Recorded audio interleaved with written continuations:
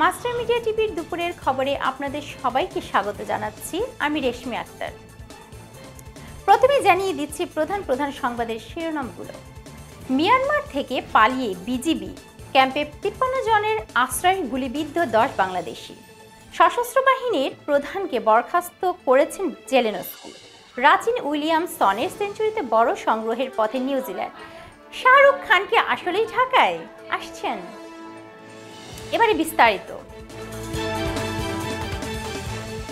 আবারও উত্তপ্ত হয়ে উঠেছে মিয়ানমারের আরাকান রাজ্য। এই অঞ্চলের পূর্ব ও পশ্চিমাংশে বিদ্রোহী এবং সরকারি বাহিনীর সঙ্গে চলছে ব্যাপক গোলাগুলি।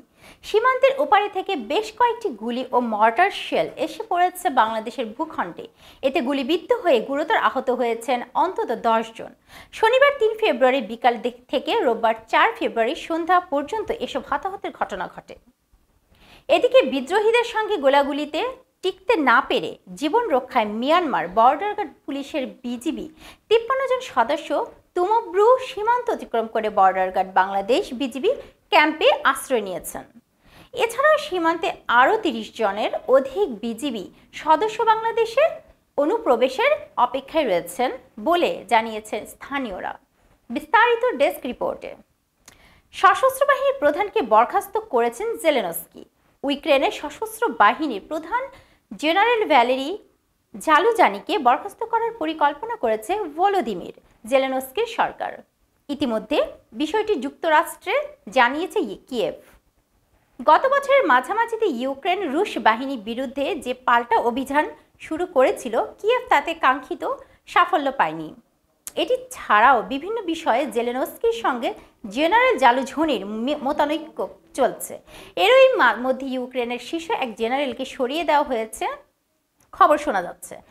ইউক্রেনের প্রেসিডেন্টের কার্যালয়ে একটি সূত্র গতকাল শুক্রবার বলেছে, যুদ্ধের জন্য নতুন করে 5 লাখ সেনা নিয়োগ দিতে চান জালুঝনি, কিন্তু জেলেনস্কি এর বিরুদ্ধে। এ নিয়ে দুজনের মধ্যে বিরোধ চলছে। বিস্তারিত ডেস্ক রিপোর্টে। রাচিন উইলিয়ামসনের সেঞ্চুরিতে বড় সংগ্রহের পথে নিউজিল্যান্ড। উইলিয়ামসন ও রাচিন রবীন্দ্রর জোড়া সেঞ্চুরিতে দক্ষিণ আফ্রিকার বিপক্ষে সিরিজের প্রথম টেস্টের প্রথম দিন নিজেদের করে নিয়েছে নিউজিল্যান্ড। প্রথম দিন শেষে 76 ওভার ব্যাট করে 2 উইকেটে 258 রান করেছে কিউইরা।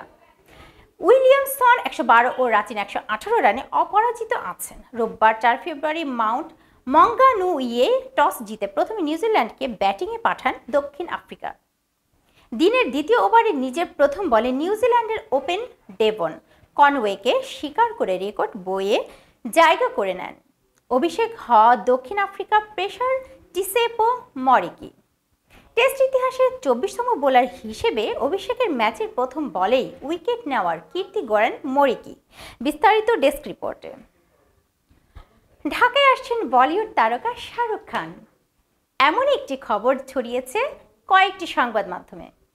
অন্তর শোবিজের চেয়ারম্যান স্বপন চৌধুরীর বরাতে প্রকাশিত এসব সংবাদে দাবি করা হয়েছে, চলতি বছরই রাজধানী ঢাকায় আসছেন বলিউড বাদশা। 2010 সালে অন্তর শোবিজের মাধ্যমে ঢাকায় এসেছিলেন শাহরুখ খান। 10 বছর পর আবারও তার ঢাকায় আসা নিয়ে আলোচনার মধ্যে স্বপন চৌধুরীর সঙ্গে যোগাযোগ করেছে, তবে বিষয়টির সত্য নিশ্চিত করেননি তিনি। স্বপন চৌধুরী বলেন, তিনি আপাতত এ বিষয়ে কথা বলতে চান না। বিস্তারিত ডেস্ক রিপোর্টে। এই ছিল মাস্টার মিডিয়া টিভির এখনকার আয়োজন। পরবর্তী সংবাদ দেখার আমন্ত্রণ জানিয়ে এখানেই শেষ করছি। ধন্যবাদ সবাইকে এতক্ষণ সাথে থাকার জন্য।